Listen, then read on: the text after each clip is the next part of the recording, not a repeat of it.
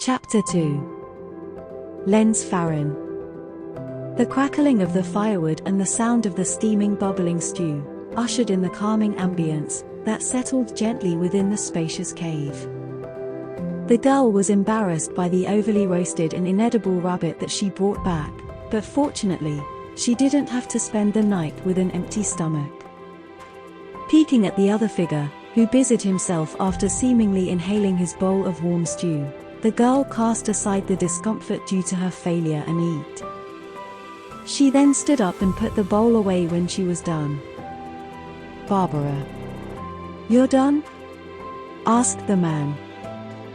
She turned and faced him, replying, "Yeah." The man's lips curved up lightly at her response. His sharp red eyes gleamed tenderly as his bright blonde hair shone in contrast against the alluring moonlight that perched deep into the cave. Len's Farron. The one who had saved Barbara from her own demise, and now, one of the only family she has left. "Let's run," urged Lens. Nod Barbara, followed by Filtian, who stuck close to her side. The three began their nightly routine. Starting from lightly jogging out into the small forest path, just outside of the cave's mouth, then they sprinted deeper into the forest, following the familiar pathway. Beasts of the night eyed the trio, gauging their chances. Some of the smart and cautious ones reeled back in their impulses, sniffing the dangerous odors, which emanated thickly from the group. While some of the much hungrier and impatient bunch leapt and tried to count on their luck. Though it didn't fare well for those that tried. Lens had made short works out of them with elaborate and precise movements. He didn't even stop running while dealing with the ambushes. Ignoring the lifeless carcasses behind, they kept on running. Waiting at the end of their path was a vast and serene lake that seemingly contained and reflected all the beauty and the mysteries of the world. Two moons hung in harmony as the sunless sky was blanketed in a myriad of stars, swimming about gorgeously in the endless Milky Way. Barbara closed into the edge of the lake. She scooped out the cold water and rinsed off the grimes and sweats that stuck stubbornly on her neck. Knowing full well that she had only a short window of freedom before they train again, Barbara sat down, soaking up on the beauty of the ageless lake in silence. "Let's begin," called Lens. Barbara stood up and turned around, finding a sword up in the air, heading her way.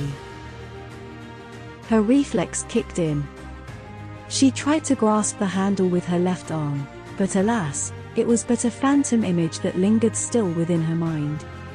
Barbara immediately moved after realizing her blunder, but the handle of the sword had found her square in the head. The sword fell dull into the ground as Barbara crouched down, rubbing her head, holding on to her tears. "Damn it! At least warn me or something," complained Barbara unjustly in her mind. Len scratched his neck awkwardly, searching for words to say. Avoiding the girl's furious visage, Lenz muttered meekly, "You'll get there." Irked by the man, Barbara stood up, fighting against the pulsing pain. Sword in her hand, she trailed her steps into the much wider space and drew up her guard. Seeing her, Lenz's demeanor changed in tandem. He took a deep breath, heading onto the opposite side before adopting a much similar, yet more polished stance than Barbara, and spoke. "Are you ready?" challenged Lenz. "Come," answered Barbara, burned zealously with determination to best her mentor.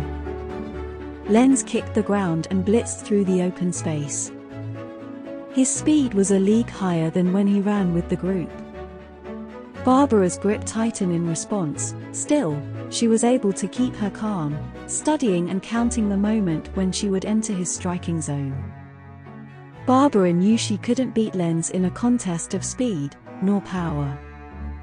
She had to be smart with her chances. Thus, she decided to parry his strike, and from there, launch a counter of her own. There was not much time left to think, as Lenz was merely a couple of feet away. He drew a wide and ominous curve, upward into the cold night, as his sword pierced the starry sky in between the two moons. Barbara followed the sword's movement closely, shifting her body slightly to the side to anticipate the incoming downward slash. But it never came. Instead, the world had spun in its place.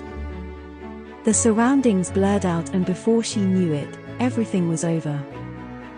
Even as her cheek touched the cold and hard ground, Barbara lay confused. "What just happened?" asked the girl, naive.